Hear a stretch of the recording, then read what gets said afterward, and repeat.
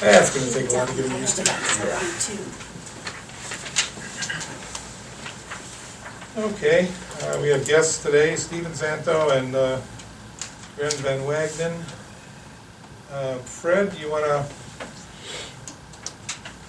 Yeah, I'll do the introductions. I got Mr. Santo's contact information from Jan Sugarman. She worked with them to refund or refinance the bonds that they had to get a lower interest rate and save them money over the course of the financing. And so I contacted him, and he's going to talk to us a little bit about his company and explain to us the process they use to place a bond or put it out for public offering, and what they can do in those two different situations. So I'll hand it over to you guys. All right, thank you, everyone. Very nice to meet everyone. I probably bump into you every now and Giant Eagle. I live in Laurel Springs since 1997, and I've had the good fortune to work with Bainbridge Township. We did the financing for the fire station and the police station, and we refinanced all of those. We've done the Kenston school system bond issues. We've done Chardon. I happen to be working on the Geauga County campus project that's going on with Greg. I've had the good fortune to live in Geauga County too since '97, I said. And so I like to take care of the places where I live, generally speaking. But I've been doing this as my 40-year anniversary in public finance. About 15 now is what's called the municipal advisor, where we represent you, sit on your side of the table with respect to debt financings. And historically, Greg and I like to do these deals competitively, where we like to bid them out and have 2 or 3 financial institutions fight amongst themselves to win your debt, as we did for the most recent deal for Janice Sugarman. Your transactions done in 11 and 16 had higher interest rates, which were kind of reminiscent of the time. And since then, rates have dropped up until about last week, and then they threw up on themselves and they backed up a little bit. And you could still refinance each of the 2 transactions and save you money. And this is always, our numbers that we presented, Fred, are always net of expenses. And there's 2 ways to do them these days. The one that most people do that deal with lots of debt and have plenty of staff and help and things like that is called a public offering, where a document is prepared with the clerk treasurer's help and the auditor of the county's help and bond counsel. This will require bond counsel. And you've used Squire Patton Boggs in the past. So on a public offering, I would say if you started today, maybe 120 days from now, you'd be able to enter the market and sell the 2 bond issues.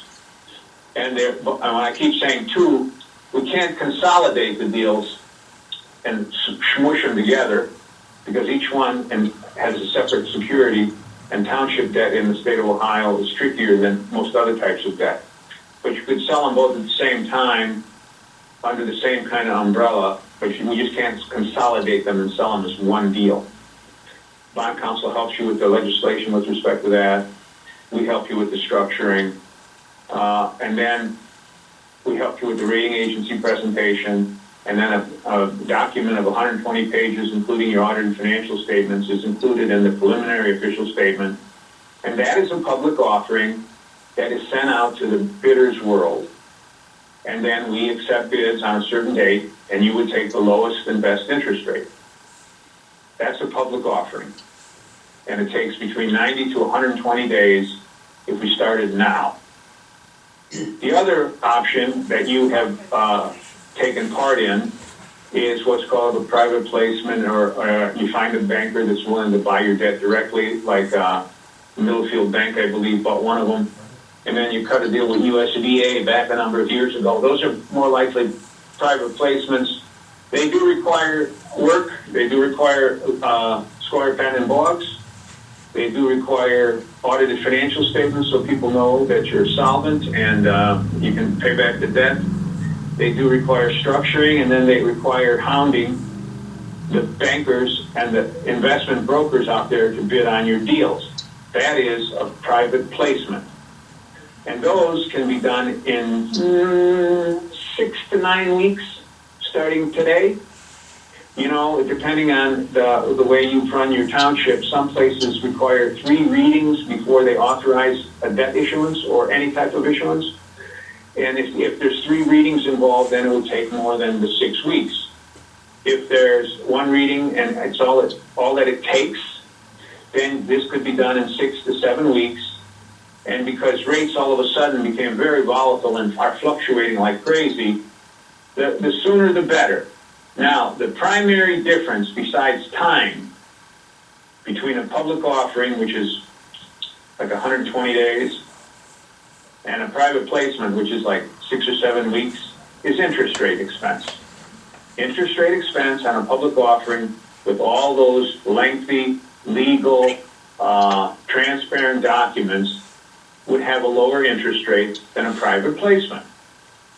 And that's the other primary difference. But even with a private placement today, if, how would you say, the waters are chummed and people are excited about bidding on something of this quality, the rate would still be better than the 3.6% on the one deal and the 4.125% on the other deal.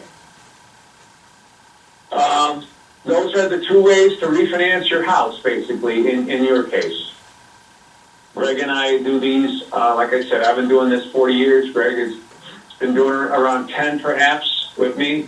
And our firm is called Supplemental and Associates. We sent Mr. May our little credential booklet. You could go on the website, any website, look up Supplemental and Associates, and see our smiling faces, shaved. And then you could read about our credentials in that regard. We are, how would you say, registered with the Securities and Exchange Commission and Municipal Securities Rulemaking Board.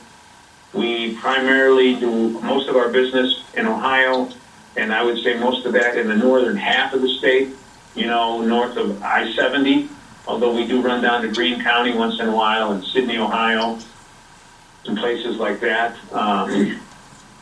We help you put a transaction together and solicit people interested in buying your debt, like a Middlefield Bank and others, to get the best possible price on the day we pick for a sale. And on that day, you pick the winning bidder by the lowest bid, and then 2 or 3 weeks after that, the deal closes. And then your rates would be better than your 3.6 and 4.125, provided we don't go to war.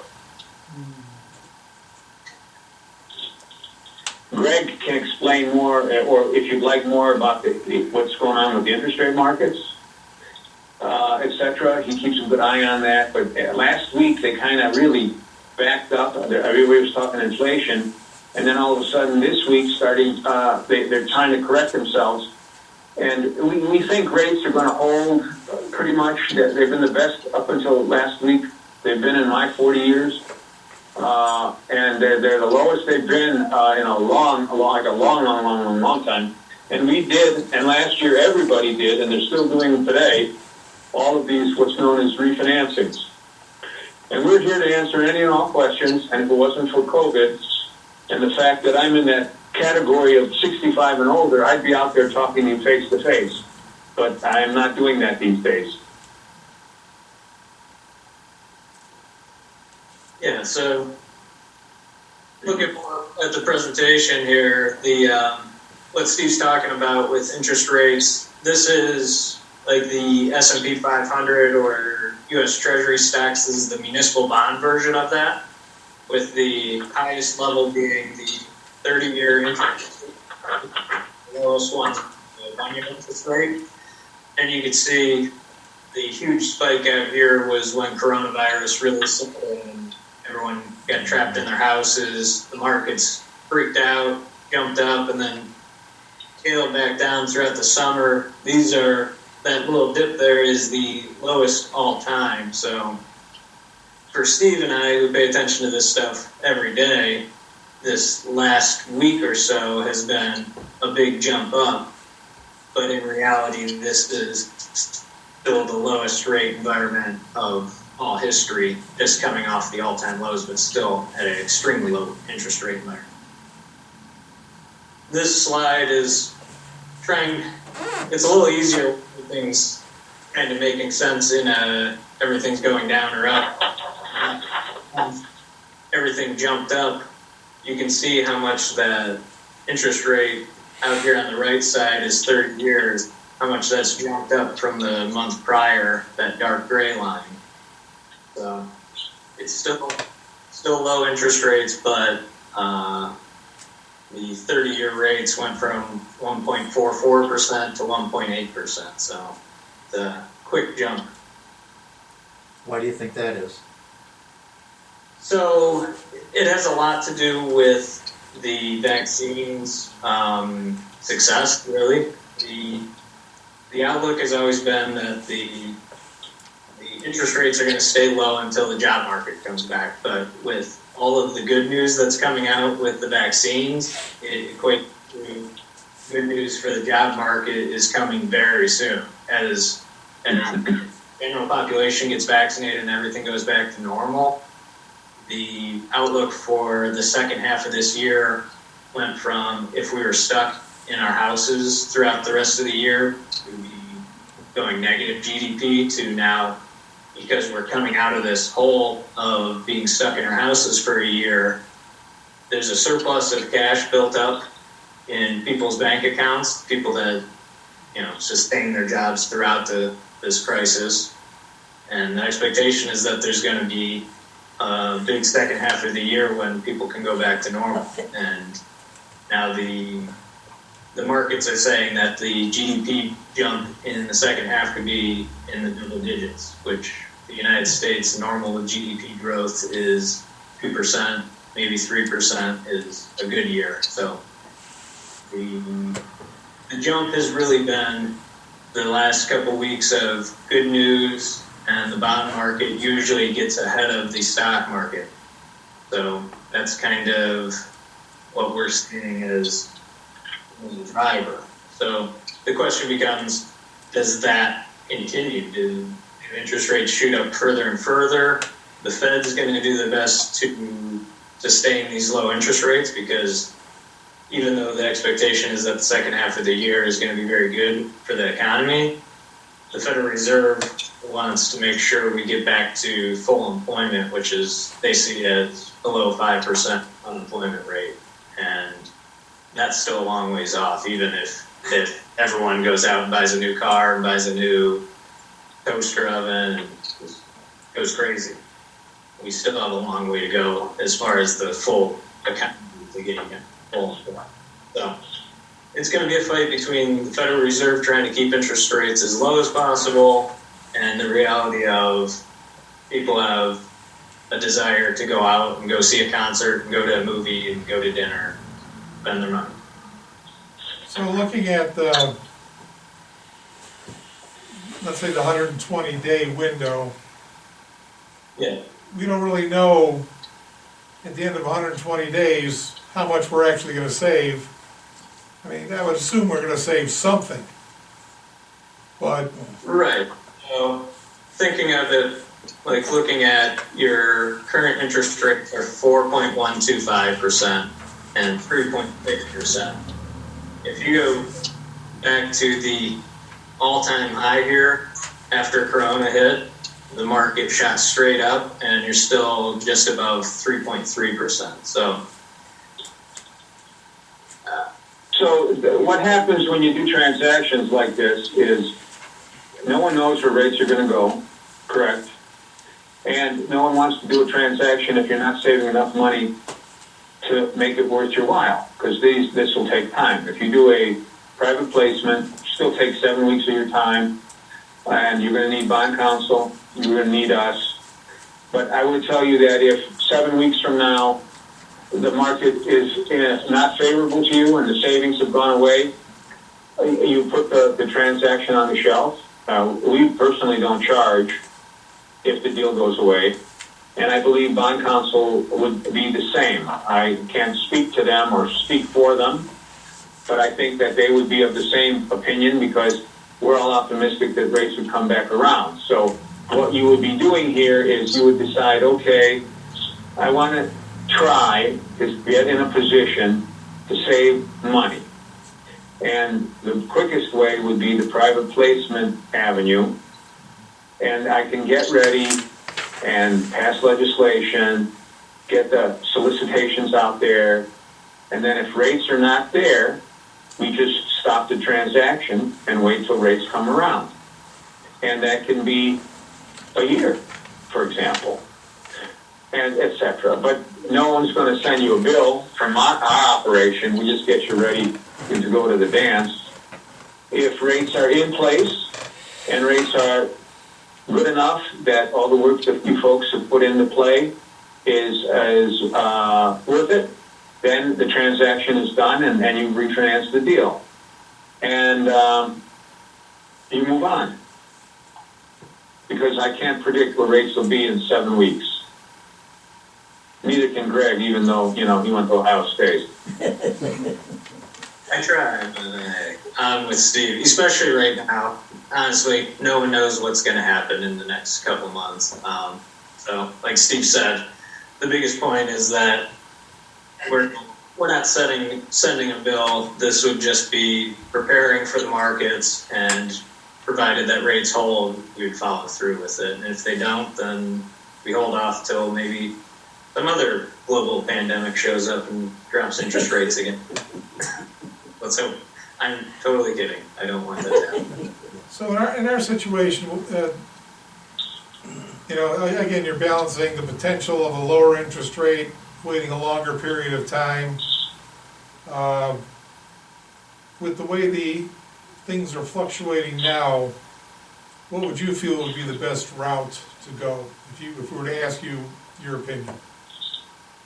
So, Well, is that Fred talking? No, that's Mike.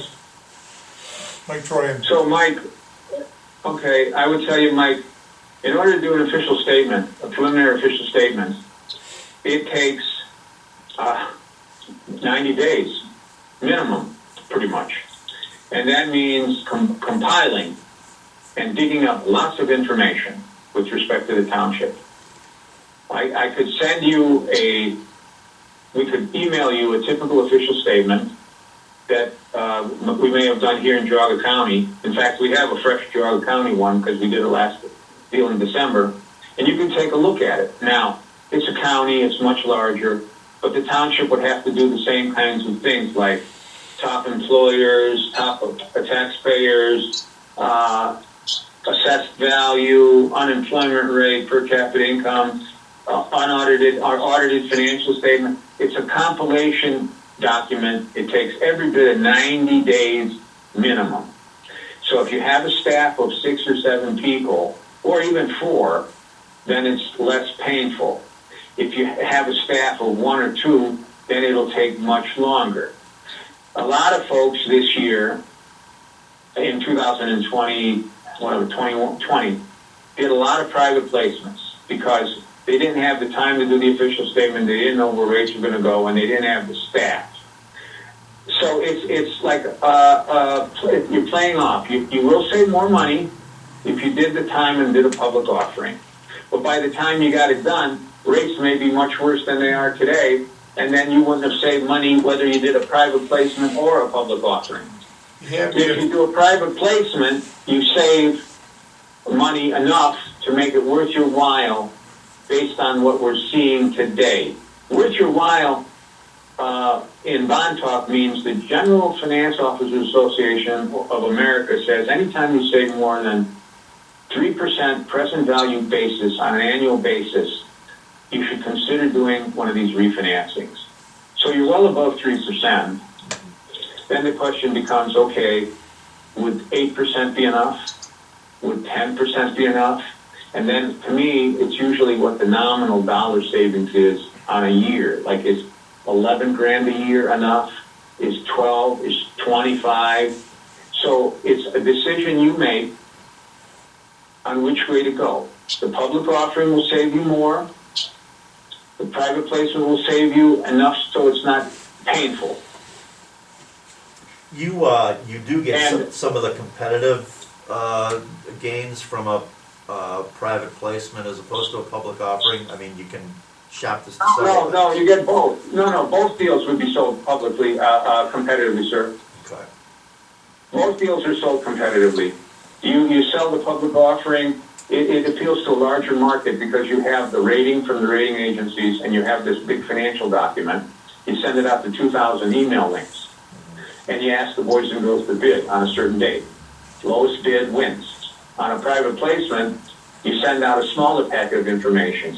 Audited financial statements, a term sheet, terms of the deal, and you send that out, and you send that out to about 20 different places. So the group that buys and looks at this type of debt is smaller, so therefore the rates are going to be less, and you don't have as many nice legal documents that the public offering. But both deals, we sell them competitively. Well, Fred, you and Nancy can do the work of 8 people, right? Yeah. Yeah, we'll just clone ourselves. Okay. But we learned last year that Nancy can do 11 things at once, but she can't do 12. Well, we got Fred May Esquire, and we've got Fred T. May, so we got a staff of 3 here. You guys are forgetting how inept I am. You know, like I said, I think you kind of had us at the staffing situation here, because You're not alone. You're not alone in that regard, sir. Well, I mean, we're not including like our road department and stuff, right? You're talking about people who would actually be working on the project. That's right. That's right. Gordon here was calculating. Our cemetery sexton will be working on it too. Yeah. So we don't have anybody. So, I guess, thinking about that, we put this together prior to having much of a discussion, and these are the public offering rates, and the interest rates for private placement, as Steve said earlier, are higher, with the advantage of the cost of issuance being lower and your time commitment being far, far less. So I put together a quick set of numbers at a 20-year private placement rate, meaning that the bonds would have the same maturity, and the annual savings of both of them would be about $25,000. So about $450,000 total debt service reduction. And these tables that you're seeing on your screen right now are the public offerings, but it's still kind of valuable to look at just to see how much the interest rate matters.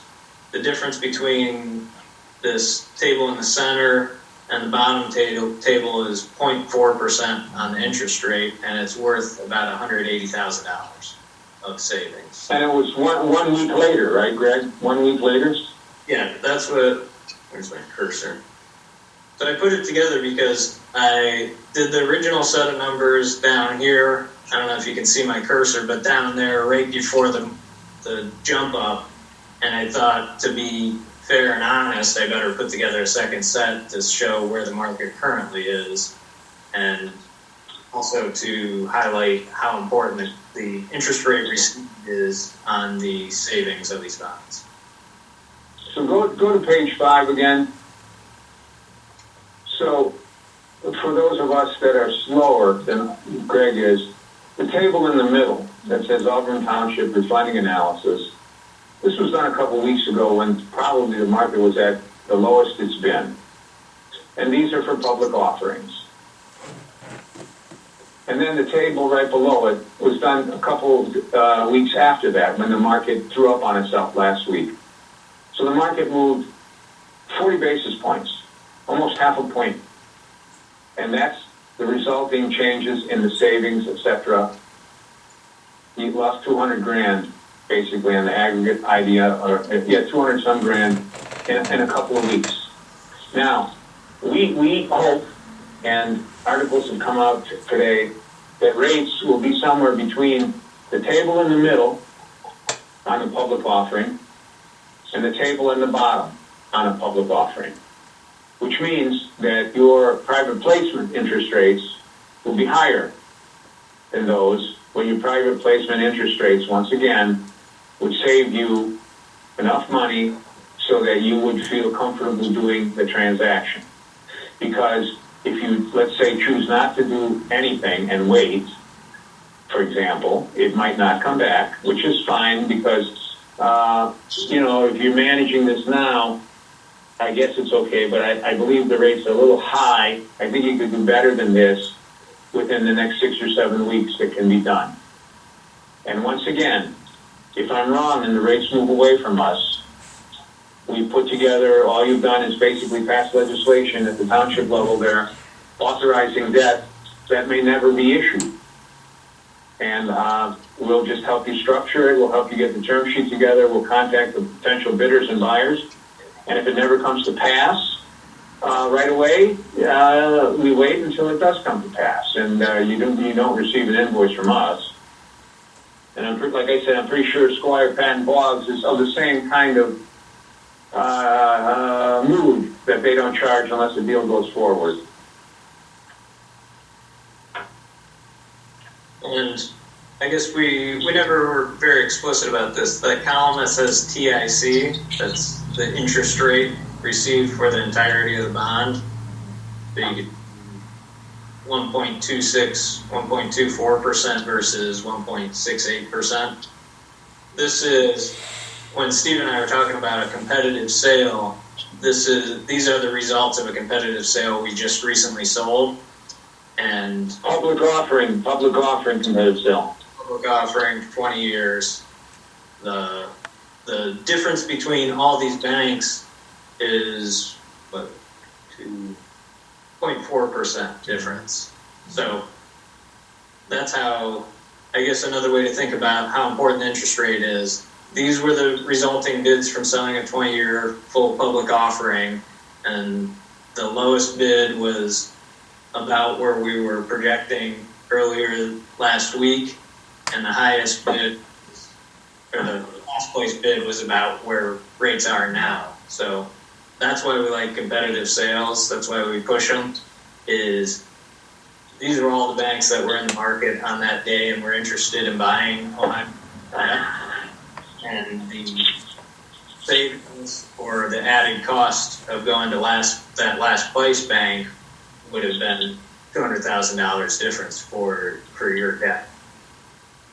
So that's part of what our team really likes to do, is these competitive sales, because it allows the bank that wants to be the most aggressive to be the ones that buys your, rather than a bank that you decided to work with that on some specific. All righty, gentlemen, well, does anybody else have any additional questions before we let these guys go on with their lives? If we were to go to public offering, it sounds like your suggestion would be to add at least temporarily some staff. Oh, no, not necessarily. I'm just letting you know that it takes multiple people to do it. So if you were to decide to do a public offering, hire, or an outside hire or something. Yeah. we would help you with that. Squire Patton Boggs would help you with that, and then Fred would help us with that. We could even maybe contract somebody to help you with that. Right. And then you could do that. That'd be cool, and that could work. But we couldn't get it done more than 90 to 120 days from now, because no matter how you pull it together, whether you have staff on in-house or out-house, it takes 90 to 120 days to pull it off. Okay. And then I can't tell you what rates will be, sir.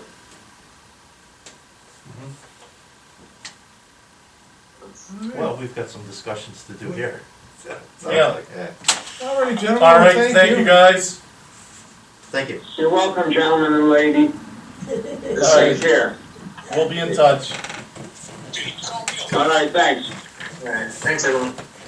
Bye-bye.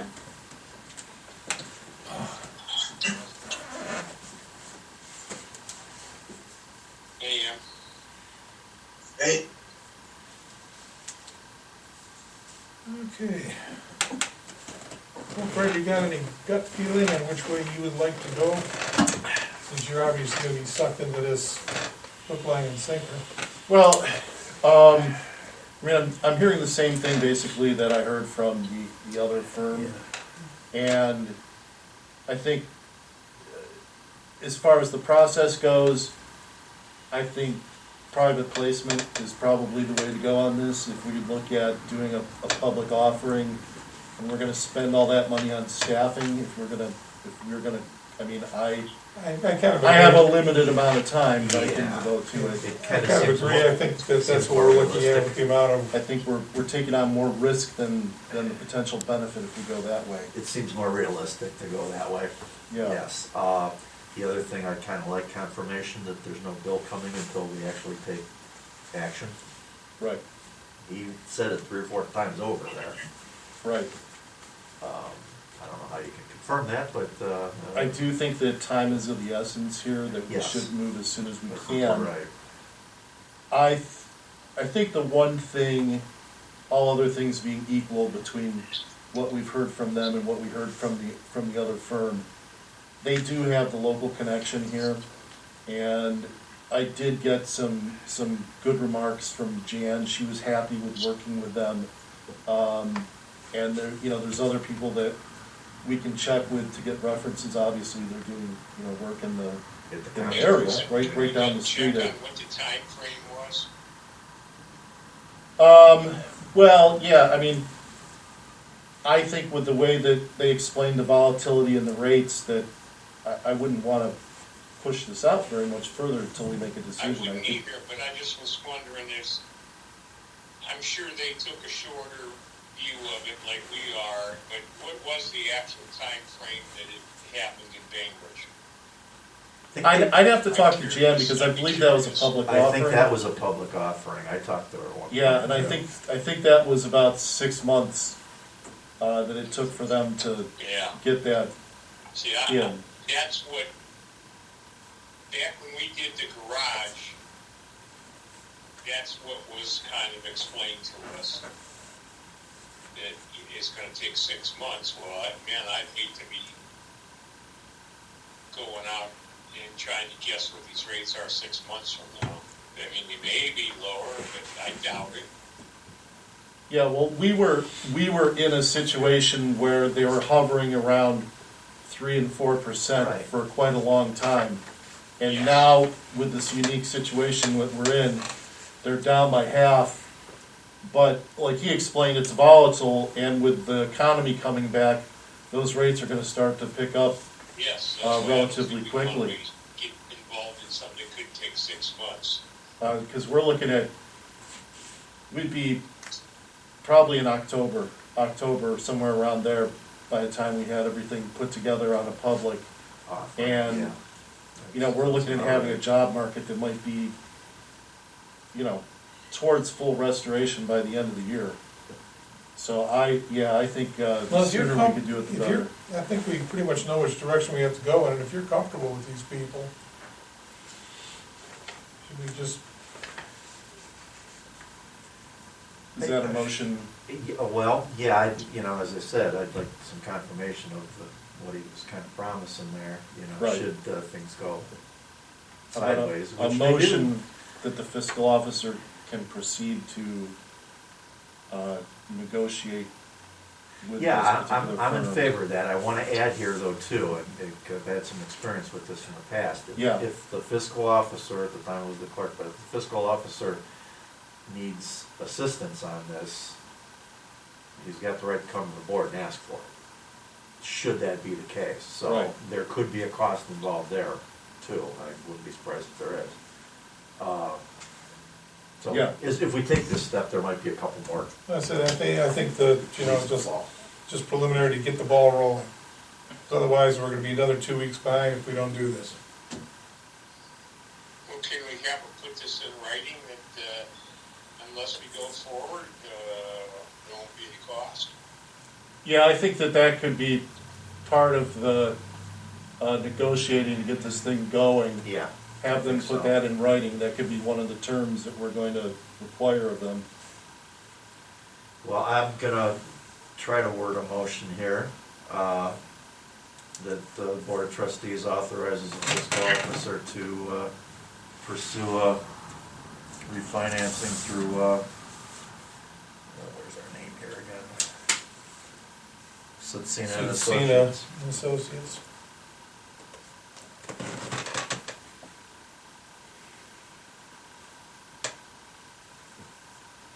That's all. Second. John, Yes, PJ, Yes.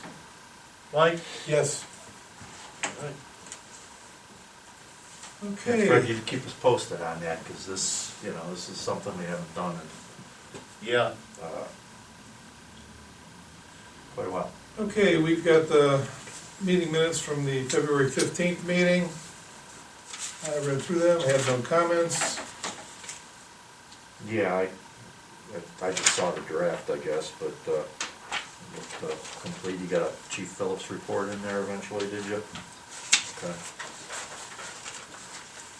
I'll make a motion to approve. I'll second. John, yes, PJ, Yes. Mike? Yes. Okay, scheduled reports, Mr. Gordon. Okay, here real quick, guys. As far as the winter, right now, I think we can all agree it's just an average winter. Looking at our salt usage, right now we stand at 1,528 tons that we've used for the year.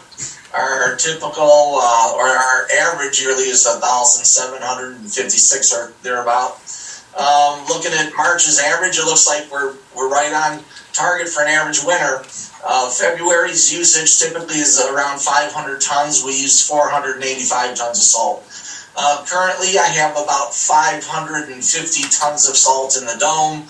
I'm confident that this will take us out for the rest of the year. I do anticipate that I will be purchasing the balance of the salt before the end of the month. The reason I would like to do that and get it in our dome, I want to hit the ground running come construction season. We have a lot ahead of us. That being said, the engineers, my discussion with them, it looks like we're going out to bid on our two different projects, the OPWC project and the various roads that are getting resurfaced in Auburn this year. That should happen at the end of March. And I believe the opening will be at the Auburn Township, the Trustees, and that should be the second meeting in April. That will have the bid openings once again back at the Township. The last 2 years they did open them up at the Merritt Road Garage. They are reverting back to the Township Trustees opening their bids up. The Stanford Road project, we're right on time. I have no issues there. There is some more stump grinding to do, a couple trees that still have to come out, smaller ones. And as far as the timing with the finishing of the grinding and the beginning of construction, I think we'll be right there. I think we'll about right it up to each other. What I have going on over the course of the next 2 weeks, also once again, this is the time of the year that we re-rate our roads. And I'm curious to see where we're at. We did have a long, cold stretch under freezing. Everybody, I think, does agree that we did see some heaving with some cross-culvert pipes. It did look like there was some more fracturing. And now that we have the thaw coming through, there are some potholes throughout the township that do need filled. This is something we'll be doing within the next couple weeks. Once we get the data compiled, we'll go ahead and do our line item list for crack seal and put that out to bid. And hopefully that'll go out early April, and then we can have the summer for the crack sealing. I did talk with Nancy about the roadside pickup, which we have scheduled for April 24th. And I will be contacting Penn Ohio here. We'll get the dumpster there and get that all lined up. I think, gentlemen, what I need to do is to confirm with you, we are holding that event at the Township Service Garage again, right?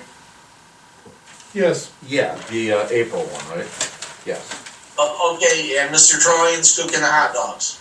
Yes, sir. Okay, all right, that's all I needed. Okay, we'll be all set up. I'll make sure we have tables and we'll make sure we enforce the distancing and everything else as well. That's all I got for you. Thank you, Emmerich. Thank you. You're welcome. Okay. We do have the zoning report, available for anybody to look at. They had 13, total, permits issued, which takes them to 16 for the year. And they were spread out pretty, 2 agricultural exemptions, sign, lease change, industrial use change, accessory building, deck, couple signs, single family dwelling, above ground pool, and 1 variance conditional use. Okay, Mr. Kavanaugh. Yeah, I have a couple things tonight. We'll start with, and Mike and John, I briefly discussed this with you prior to the meeting about, it's a mutual aid agreement that they're cooking up that started with South Russell Village, and it's for road department employees, and I think the mission behind this was in case somebody's department got wiped out via COVID. So South Russell, Russell Township, Bainbridge, and Chagrin Falls, the village, I believe the township as well, is involved in this. And Lori Benza called me, I think it was Thursday, and asked if we would be interested or what our thoughts would be on such a thing. And the specifics are here. Kristen, I talked to Chrissy Ryan, our assistant prosecutor, and she sent it down to us. Was that Thursday or Friday? It was late last week. I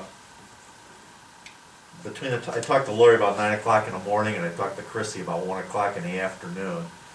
And some of my thoughts were that, and of course this doesn't just obligate us to send our guys to go cover for somebody else. If we should have an event here, an emergency here, the reverse would also happen. So it's mutual aid by definition. Not sure how this would work. In fact, the more I thought about it, I don't know that this is a little too far ranging to go cross county lines into Russell Township. It's prohibitive, I mean, by distance. So the more I thought about it that afternoon, if we sense a need to do something like this, you look at the other neighbors. Troy does not have a road department. Burton, I think, is minimally staffed, which leaves Newberry. Like I said, I think the concept's good. We have, mutual aid agreements with the fire department. And, yeah, again, if we can help, we do. Mm-hmm. If we're busy, then You don't. we don't. No. It's just that simple. Now, it gets even simpler, I think, with our road department, because we're pretty much staffed as minimally as a road department could possibly be staffed. So, I don't see, I can see us benefiting more than we would be able to benefit anybody else, just because of the, number of people.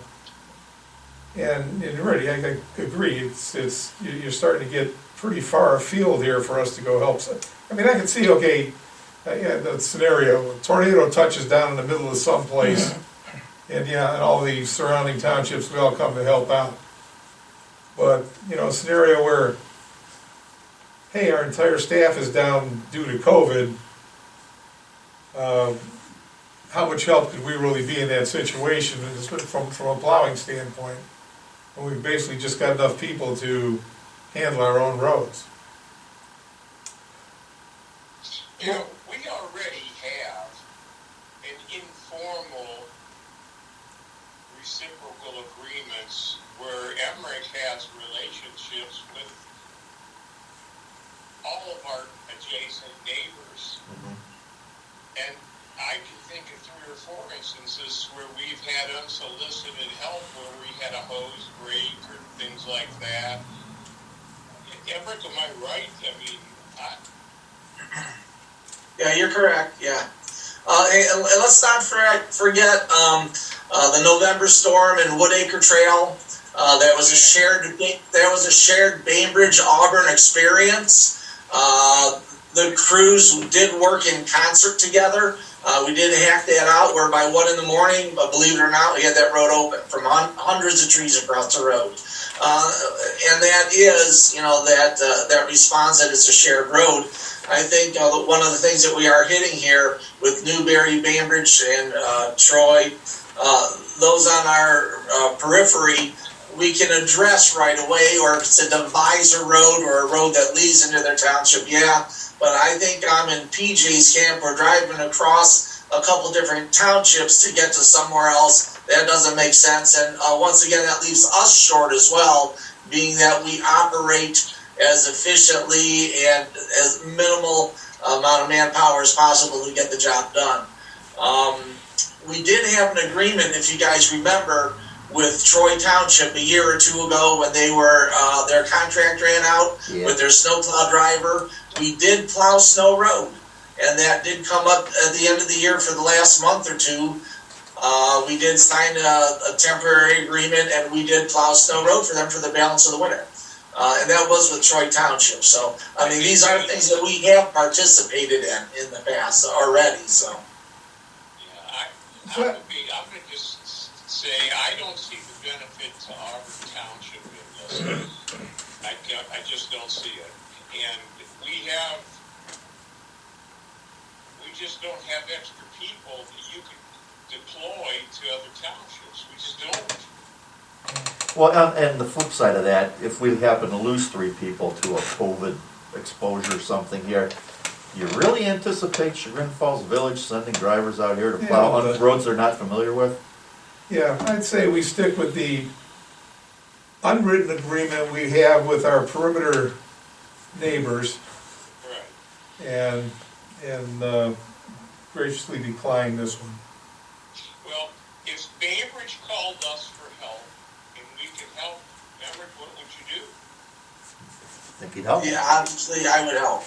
They're right next door. I mean, Emmerich, we probably don't publicize it a lot, but Emmerich has an excellent relationship with Bainbridge, Newberry, Manaway, and like you say, Troy doesn't have a department, but we have a great relationship with, what's Bobby's last name all of a sudden? Gomer. Yeah, who does most of the work for Troy, and we have a great relationship with him. Yeah. Well, like I said, they're coming in with, Chagrin Falls and South Russell. So what do we say? Yeah, we'll sign up, but we're gonna bring in Troy and Manaway and Newberry and Burton. How far do you go to extend this thing to the entire Yeah, you Northeast don't. Ohio? You don't. You have to stop somewhere. You don't, and what initially sounds like, oh, that's great, everybody's gonna cooperate, well, it's not practical. So I think at this point, we'll let Bainbridge know that this just doesn't fit. Yeah. You need anything, call us, but Yeah, but if and Emmerich, I'm kinda talking to you, if this becomes a thing where everybody's gonna have a mutual aid agreement with a township that makes sense, I'm thinking Newberry makes the most sense at this point. So, should Burton Township or Troy Township go through something like Troy did a couple years ago, they're gonna have to contact the engineer, and then subsequent, the engineer will contact us and see if there's a way we can work it out. I think that's kinda how that went, wasn't it? Yeah. When we plowed for him? Yeah, I think they went to the engineer first, and the engineer kinda got with us. Because the engineer took a lot of their roads too. Right. So, anyway, I think we'll leave it at that. If Okay. this I becomes a think, I think thing. we've got an answer to the question. Okay, there's that. We mentioned this very briefly. Sadly, when the Auburn Community Church closed down last Christmas, they, no longer active in the township after 175 years. They sold the property several months ago. They had some outside obligations they had to take care of, and at the end of that, they had a fairly substantial amount of money left over. They decided to, I think, with the best interest of the entire township in mind, Fred, you can back me up on this, they donated a fair amount of money to the Scouts. Yeah, they did. Yeah. They donated a good amount of money. And I think there were some other organizations that they made contributions to. I believe so. I'm not familiar with all of them, but I can tell you at the end here, they've very graciously donated a total of $150,000 to the Auburn Township.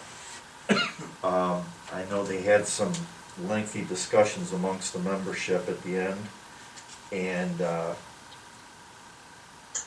they have segregated this into two gifts to the township.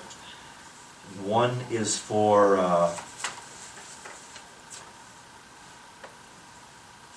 maintenance and improvements, benefit of restoring and repairing grave markers, monuments, and foundations at cemeteries in accordance with Section 4 of this agreement.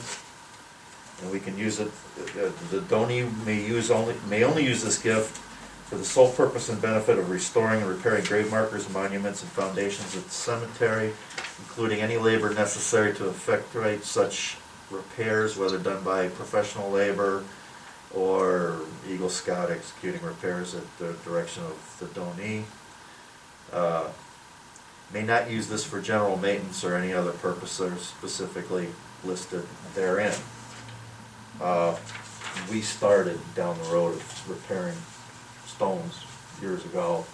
We got several years of it in, and I think our contractor kind of overbooked stuff like that, and we didn't get any done for a Yeah, or couple of I years. think now that we got the money, we'd have I to think we should find get somebody who can actually. I think we can get come out back and do into this. that business, and I certainly got to thank the church for the ability to do that. The other $75,000 is for the museum, and I have to look for that language. They want to maximize. They want us to be able to use this money to maximize access to and use of the museum. Do you have the agreement for you for the museum? Yeah, It'll be here too somewhere. Here it is.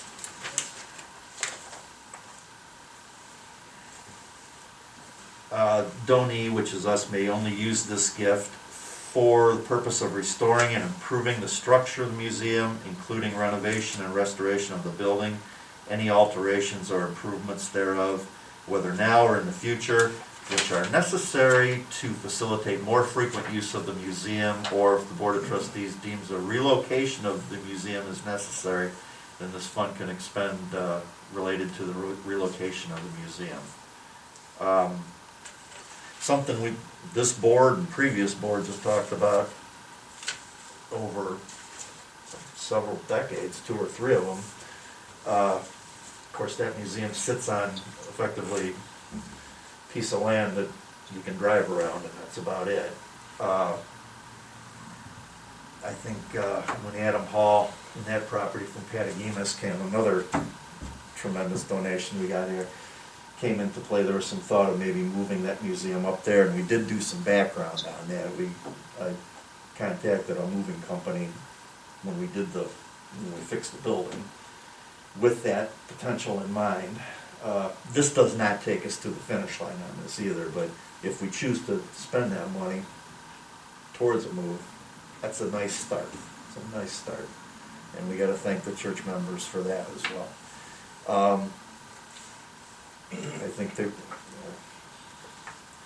Fred, I don't know, you've been in on this, is there any action we have to take to? I believe we were sending Well, this to the prosecutor's Yeah, Did office. Kristen respond? Yeah, I sent it to Kristen. I have not heard back from her yet.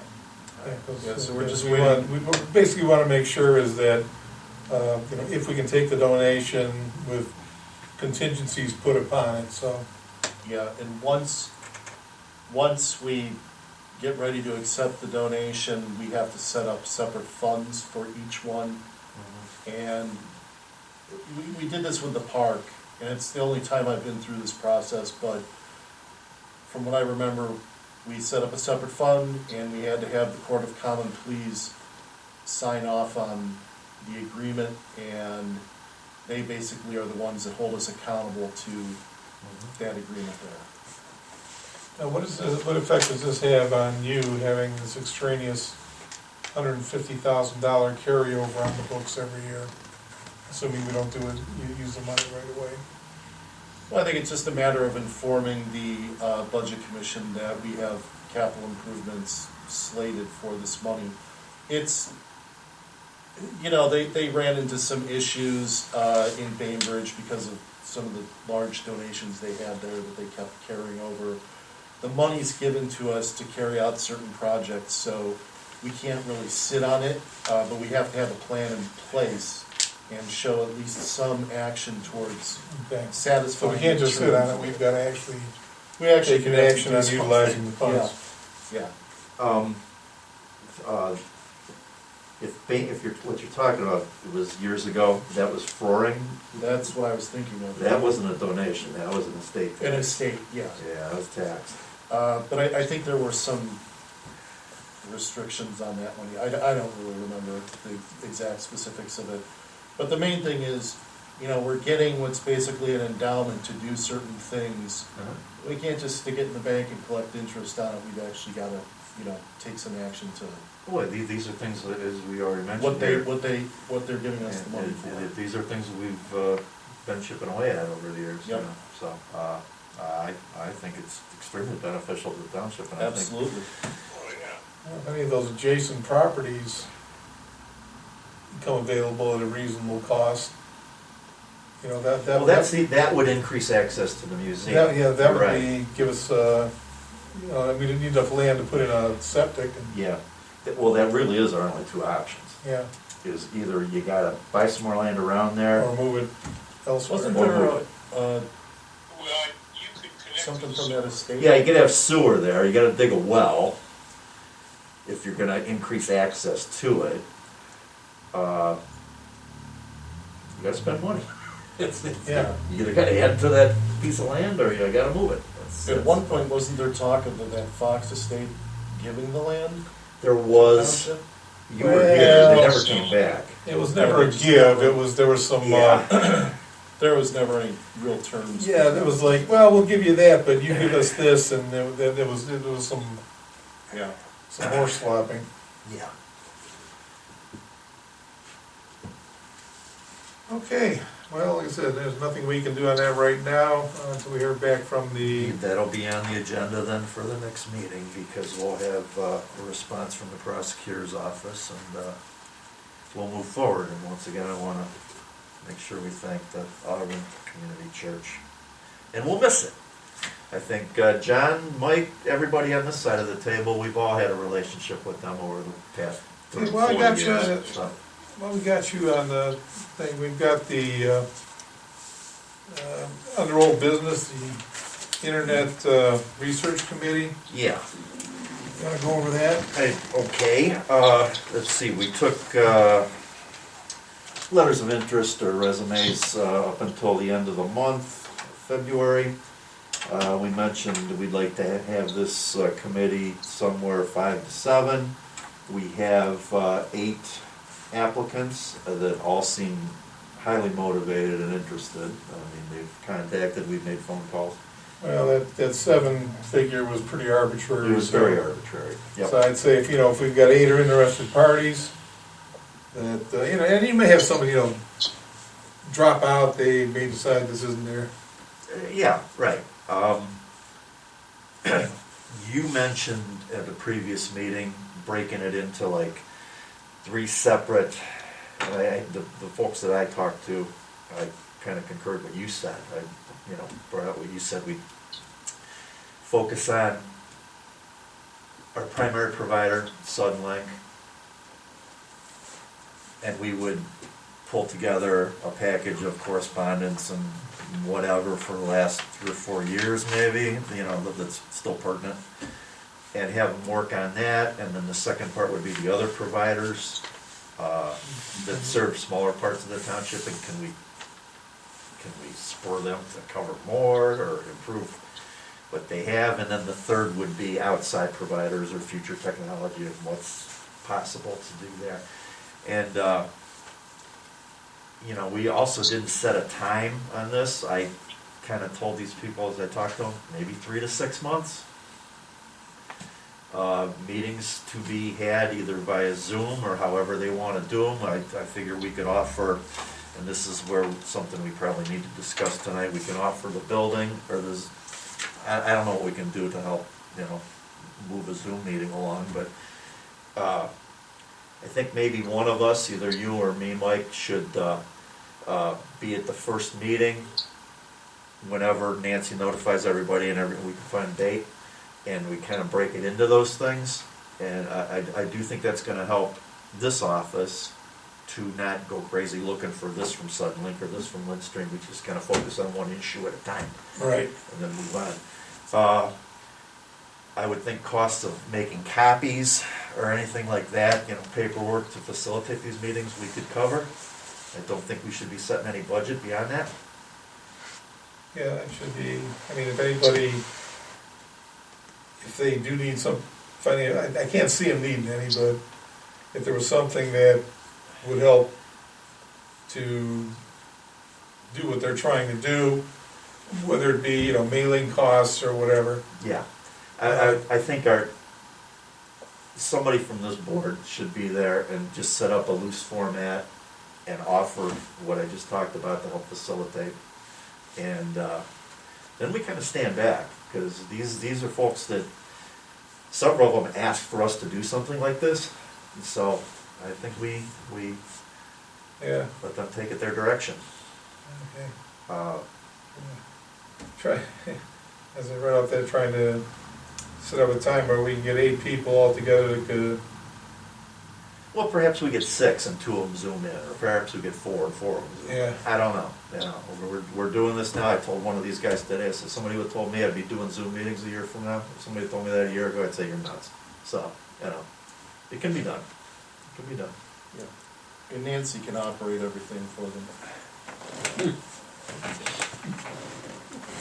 Thank you, Nancy.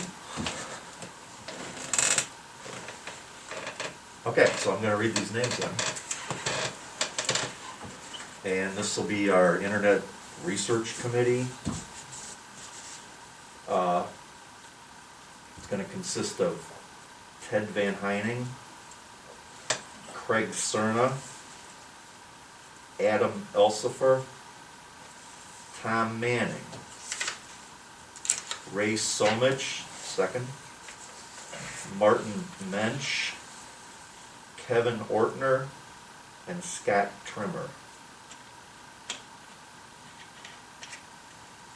And these are all the people that applied, and we kept that open for, I think, at least a month. Mm-hmm. That's a month. Yep. So when certain comments come from, critics that say there's no women there, well, what are you gonna do? These are who applied.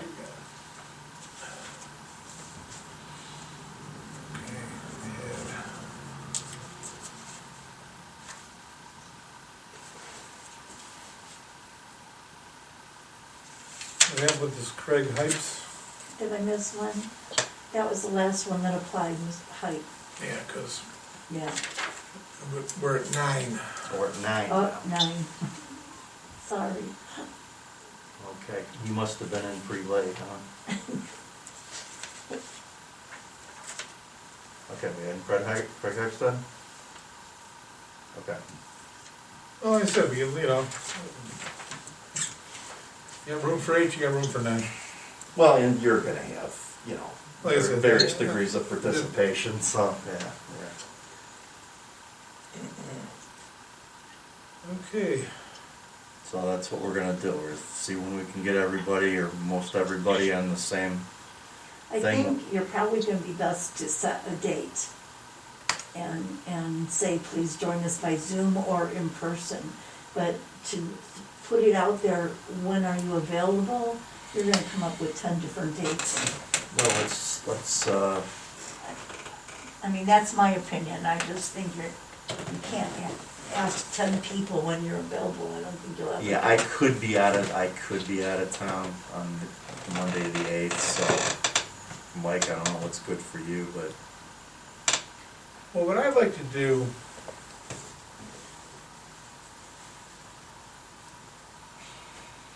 okay, the 15th.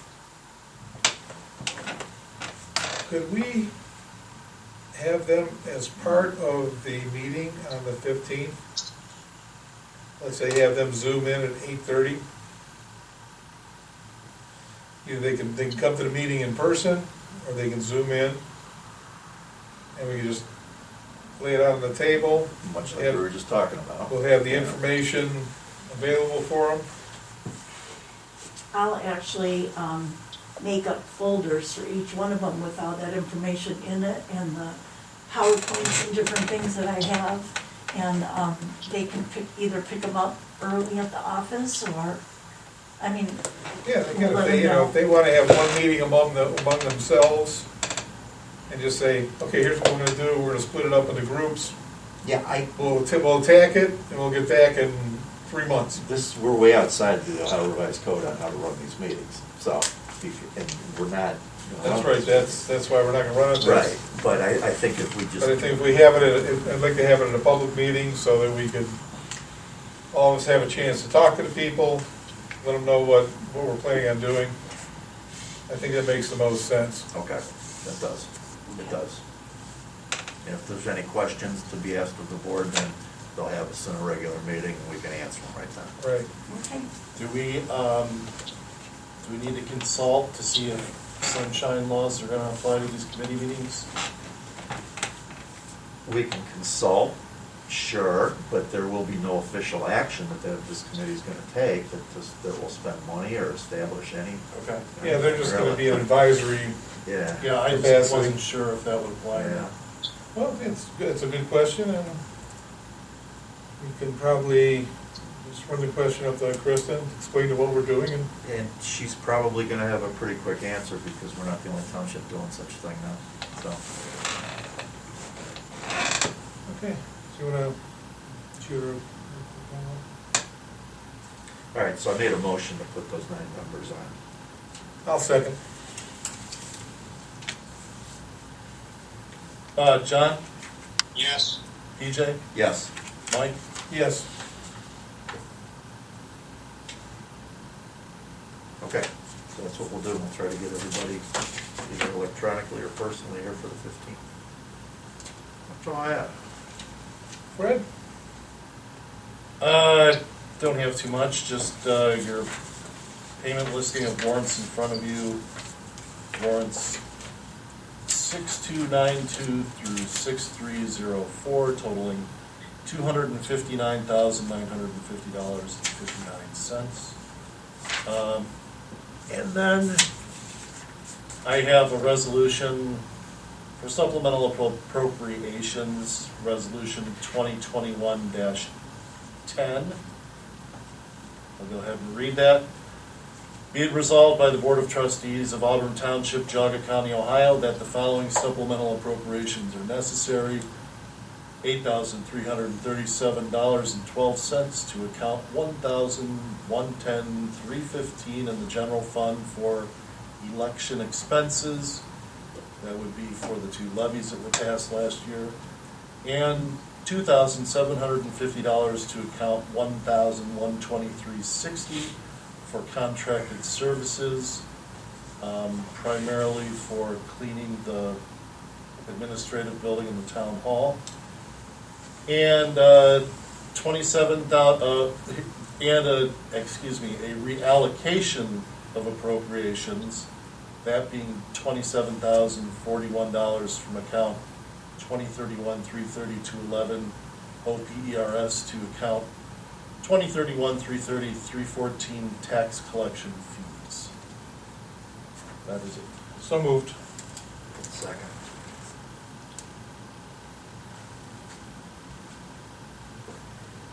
John, Yes.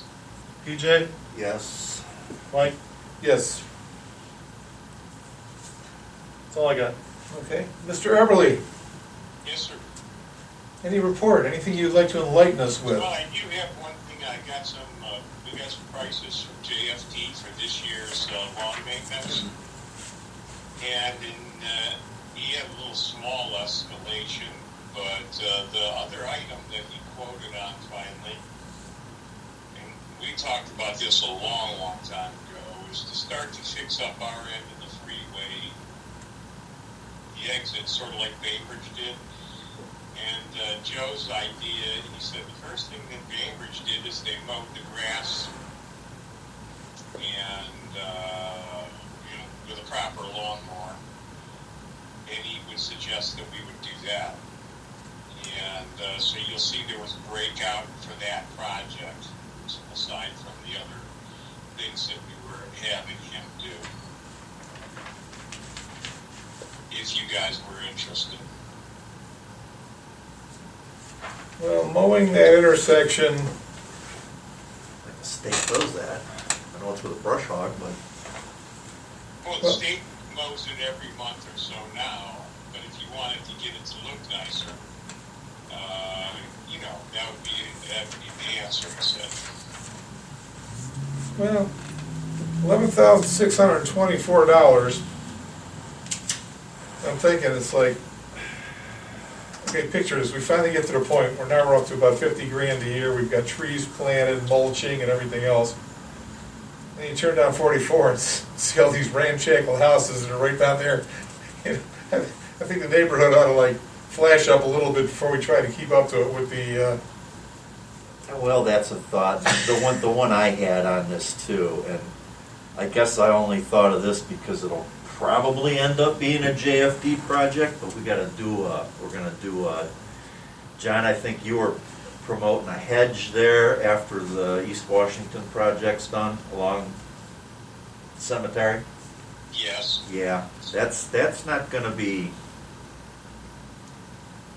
that's gonna be significant.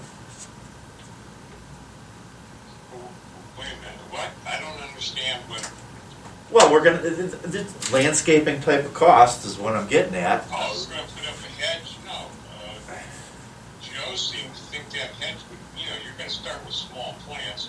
He said that'd be cheaper than putting a fence up. That's what his opinion was. Yeah, I know. I didn't get cost. That's why by law, we gotta put up something there. Yeah. they're supposed to be starting the Washington Street project this year, correct? I think. That's the notification they gave us? So, Yes, that's the latest information. so, Let's see, Is that's, that right, Em? I wouldn't be surprised if that hedge is gonna cost somewhere around that. well, like I said, I think we'll lay ramshackle the road and see what we're up against, and then, I don't think, by the time they finish it up, I don't think we'd wanna plan anything this year. That would take us into next year's. Probably not, but I don't, like I said, I don't like cross my mind because it's probably gonna end up being JFD that does Yeah. that. And then if we stay with them, they'll be the ones trimming that hedge twice per year. So, Well, I'll leave it to you guys, I don't think we're really ready to start doing the Bainbridge intersection No, I with don't. what we have there. I don't either. And their increase, which is the first one we've seen from them that I can remember, is $1,300 on what That's had pretty, been, what had been a $38,000, $600. yeah, their increase No. is I mean, they haven't, it's been, what, 5 years since they increased anything? So I'm gonna make a motion, we go with JFD's quote. $39,932.40. I'll second.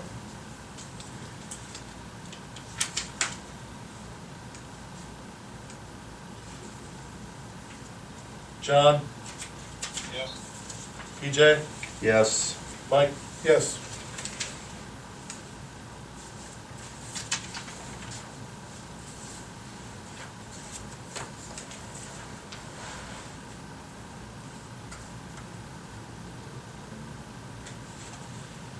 Okay, so we got that, we got that.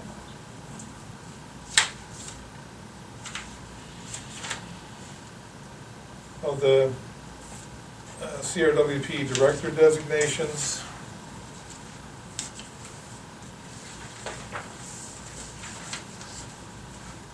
Is that just, it'll be basically PJ and I. You tend to go to those more, so I'll make it. When they have those meetings in Geauga County, I go. Now that they're Zooming everything, I haven't been too good about it, I gotta say. Well, if they didn't go, and if they have other times than when I'm at work, it might be easier, so. Yeah. It's okay, I'll have, recommend that you be the primary contact for the CWRP director, and I will be secondary. I'll second that.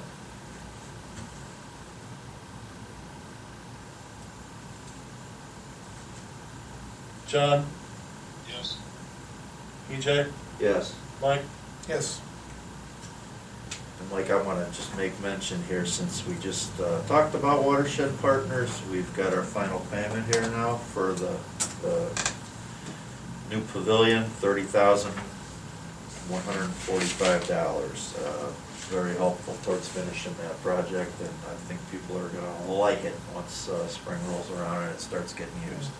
Your paperwork has that all going where it's supposed to be, we don't have to make any motions to transfer it from someplace to another? no.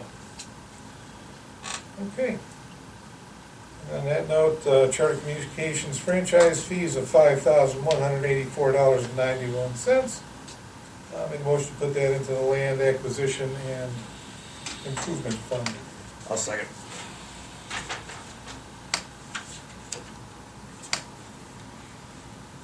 John, Yes.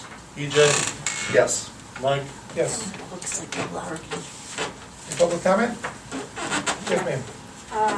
Warrant 6302, Compass Materials for $20,260. What could that possibly be? that's for rock salt, for the roads. Okay, is this a new vendor? Yeah, it is actually. Okay.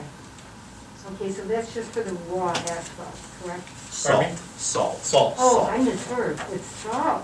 Yeah. Road salt, yeah. Okay, cool, all right. Other questions? Going once, going twice. I make a motion to adjourn? Second. Just we could see him looking at those very pictures on his computer. What? Americans? Yeah. John, You see the reflection in his PJ? glass. Yes. Michael, Yes, sir. Guys, can I ask some questions? 9:50. All public questions are over with, Diane. You missed I it. know that, that's why I wait till after you're adjourned, that's the protocol. Just kidding. I just would like to get, maybe you could email it to me or whatever, I'd like to get a list of the 9 people and the right spellings, so I can put them in the article. Tomorrow. You do that? Yeah, you have the same email? Yes, Okay. yeah, same email. Okay, I'll email it tomorrow. And I have a deadline of like 10:30, so if you could give it to me in the morning, I'd really appreciate it. Okay. Yeah, Vicky there, Diane. I know, but you know, I have to answer to an editor, what can I say? Nancy can only do 11 things at one time. Okay, well, she'll have to drop something then, you know. Okay. Whoa. Oh, by the way, it was 66 degrees here today, so just, Now, I'm pretty sure we get Yeah, now she's not gonna drop anything. It snowed down here this morning. I heard, We I had a lot heard. of snow this afternoon, yeah. Wasn't expecting that. You saw that nice picture of that arbor that Frank Pico gave? Yes, Isn't that I nice just looking? had that. That was an arbor that, what Frank Hickle made for his daughter's wedding, and he donated that to Adam Hall. Oh, nice. So it's just something we can keep up there, back room, Yeah. any weddings or something, We had one at one point, didn't we have one earlier? We had one of That those. that was a gallows. Oh, Ones, yeah. okay. Yeah. All right, guys, see ya. See, Hi, Eric. Emmerich, you look like Lardy.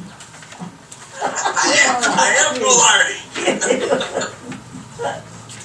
You better take your glasses off, because we can see the reflection of what you're really looking at. PJ and I both have to. I think just one. Goodbye, Diane, I'll talk to you tomorrow. Bye, guys, thanks very much. You're Thanks, welcome. Dan. Good night. Those You have guys, to initial these too, our guests tonight, every little space. they were really None of a these lot more had that personable than the 11,000, first group that we had. Yeah, I mean, well, they know more people around here Yeah. too. I like the fact that they're local. Yeah, they Yeah. can name drop a little bit. and he was real grumpy on the phone. I was thinking like, He's ooh. always like that, from what I've, in my But I conversations. liked him in the meeting. He used like, after you throw up and, you know, Yeah, I liked his threw up on language. itself, it threw up on itself. Yeah. That actually happened though, Yeah, you know, between Thursday Okay, and so this is the one we're Friday. not doing. So. yeah, Yeah. to go up 4/10 No, they're of a fine. I point. so badly wanted I know, to ask him we'll if I run should right here. refinance my home Oh. now. 4/10 of a Yeah. point isn't a whole lot. You may have missed the window. For the, Yeah, that's what I wondered. It $11,000. sounded showing up. Shall we put an extra down? yeah, I would. I figured they'd blame it on the cold weather in Texas, because that's what everybody blames everything on right now, so.